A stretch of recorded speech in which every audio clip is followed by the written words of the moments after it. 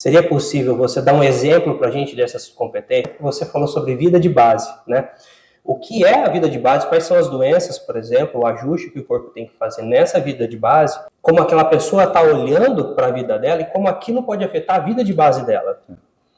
Bom, que bom estar aqui com vocês de novo. Dei uma risadinha agora, né, que nós estamos fazendo a gravação e nem estamos combinando. Se ele só está perguntando, eu estou falando. É por isso que é boa essas entrevistas, né? Bom, é o seguinte, quando a gente sabe que a vida de base está afetada, qualquer doença que você tenha, sistema respiratório, renal, geniturinário, tá?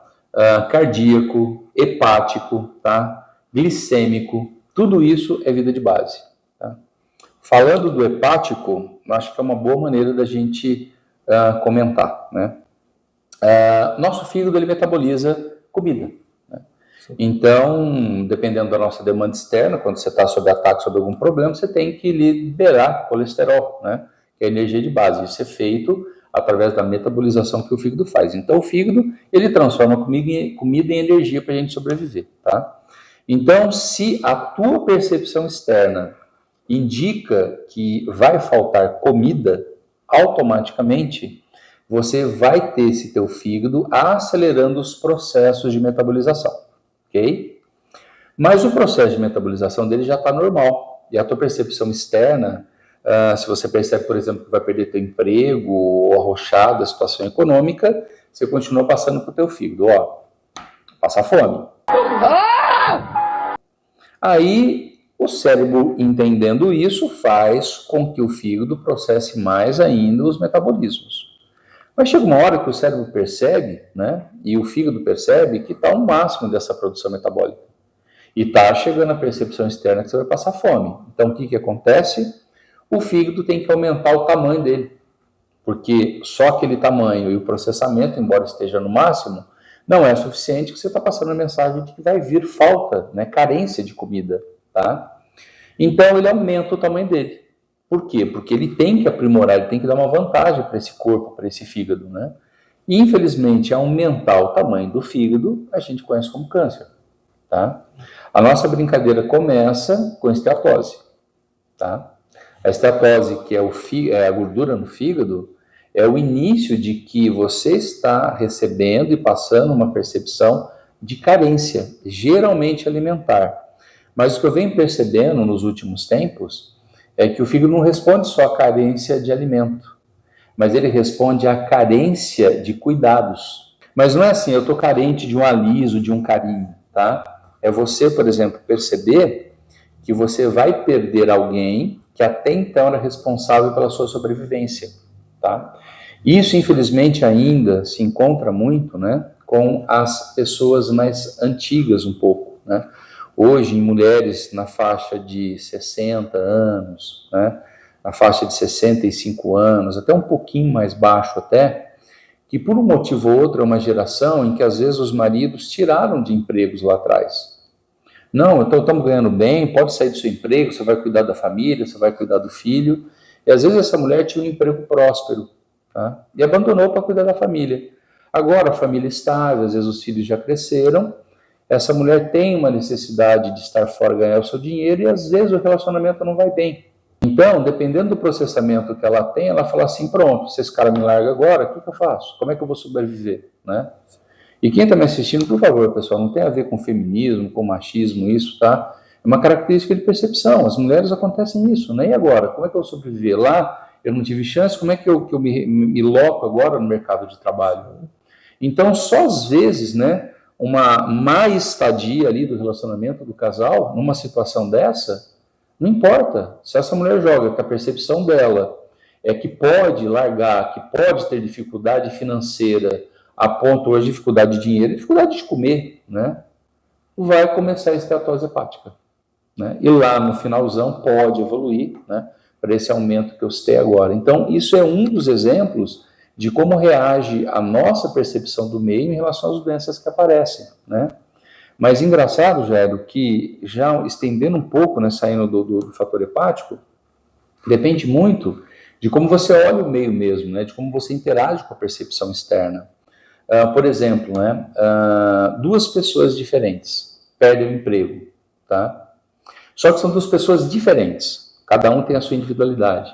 Pode ser que um deles, ao perder o emprego, né, a percepção dele é, poxa vida, perdi comida, então pode atacar o sistema hepático dessa forma. Mas o outro que também perdeu o emprego, ele pode sofrer mais não porque ele tem medo de passar fome, mas ele perdeu o status. Se ele perdeu o status, então ele foge da vida de base, que é o fígado, e entra no território. Eu perdi o meu território. Eu perdi a minha identidade de quem eu sou. E isso, dependendo do que acontece, você vai ter alterações na vesícula, que responde a córtex territorial, tá? Você, se tiver um impacto constante na sua vida, você pode trazer processos emocionais, comportamentais diferentes, como, por exemplo, níveis de agressividade. Pode ser uma agressividade maníaca, pode ser uma agressividade depressiva. Nos homens, normalmente, que entram nesse status de perda de emprego, que perde território, que perde posição, que perde status social, ele pode entrar muitas vezes em agressividade depressiva por vários motivos, e nessa agressividade depressiva, o cara começa a beber. E a agressividade depressiva, você agredir a si mesmo.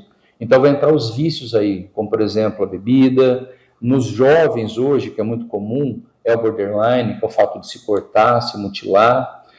Procrastinação, que é muito comum, tá? E em alguns casos entra o que a gente chama de agressividade dissimulada, que é você contar algumas histórias para ver se convence as pessoas a ficar dentro do seu controle ali, porque senão você fica completamente perdido, né? Então perceba que o que você sente, o que você percebe do meio externo, dependendo da sua individualidade, abre um canal para o seu corpo se aprimorar de alguma forma, e esse aprimorar é o ato de adoecer. Algo que eu tenho acompanhado bastante também dentro do meu consultório, eu acredito que esteja ligado com isso daí, o fato da gente estar com muitas crianças, né, crianças aí de 6, 8, 10 anos de idade, com níveis de colesterol muito acima, né, então hoje lá, LDL estourando para cima, HDL para baixo, ou seja, nem colesterol bom ou ruim, isso também está ligado com uma carência, mas é uma carência de vida de base, às vezes relacionado possivelmente pela falta de atenção dos pais, alguma coisa por causa dessa rotina louca. Sim, hoje os jovens, né, até aproximadamente uns 12 anos de idade, tá? Hoje até um pouco mais cedo, dependendo do jovem, mas principalmente até 7 anos de idade, esses jovens, eles respondem 100% ao campo morfogenético, tá? Como o nome fala, é o campo, é o lugarzinho, é o quadradinho ali que modifica a condição genética, né? Porque a gente sabe que genética é 20% de quem nós somos, né? O restante é a percepção do meio que te faz usar essa genética, tá? Então, nesse caso, se esse terreno, esse território, esse campo, né, é um campo em que essa criança, esse jovem, acha que tem que resolver o problema do pai e da mãe, né? Que é muito comum isso hoje, pelo nível de processamento cerebral que esses jovens têm. Então, ele percebendo isso, acha que tem que resolver o problema do pai, que talvez tenha problema do desemprego, a mãe, que talvez não esteja tão feliz dentro de casa. Ou no Quem próprio tem criança em casa sabe que você fala um negócio, a criança está captando de longe, né? É manter. Quem é mãe aí que nunca escutou a história, mãe e pai falou, parece que estava pensando em alguma coisa, o filho lá do quarto sai e vem falar sobre o assunto. É na hora. Você fala, até arrepia, você fala, meu, como é que essa tem criança... um ouvido e um radar atômico, né? Exatamente. É exatamente por causa disso, né? Esse processamento cerebral, a gente pode falar em outras gravações, porque se a gente começa, vai abrindo, né, conceitos, tem a ver com os neurônios de espelho, né? Você sabe tudo o que está acontecendo. Mas, enfim, se essa criança perceber que ele precisa fazer algo que os pais não estão fazendo ou que ele tem que ajudar, né? Na hora ativa o sistema porta-hepático dele, né? O sistema porta-hepático é fígado metabolizando, né, comida em energia. E ele metaboliza tudo em colesterol. Colesterol é energia de base, mas é igual petróleo. Petróleo você tem que refinar o cara, né? É bruto. Bota o petróleo dentro do tanque do teu carro para ver o piche que forma ali, né? Aquela massa. Então ele tem que ser lapidado, ele tem que ser refinado, né? E é o que acontece, pessoal. A gente precisa de outras graxas, né? Como, por exemplo, o triglicérides, que ele vai metabolizando para que esse colesterol seja transformado em hormônio sexual, tá? Tanto progesterona como estrogênio, e em glicogênio, que é a energia, é o colesterol mais refinado, mais puro, que está dentro dos músculos, e que vai funcionar para os músculos, mas ele que faz todos os órgãos, todos os sistemas funcionarem, tá? Então é exatamente isso, esse jovem, ele está ali sendo estimulado constantemente a melhorar a vida de base, melhorar a alimentação, melhorar a força, é ativado esse sistema porta-hepático que a gente está conversando aqui, né? E como ele não vai poder fazer nada, por quê? Porque ele é só o filho, né? Pelo contrário, né? É o oposto que tem que atender ele, né? Sim.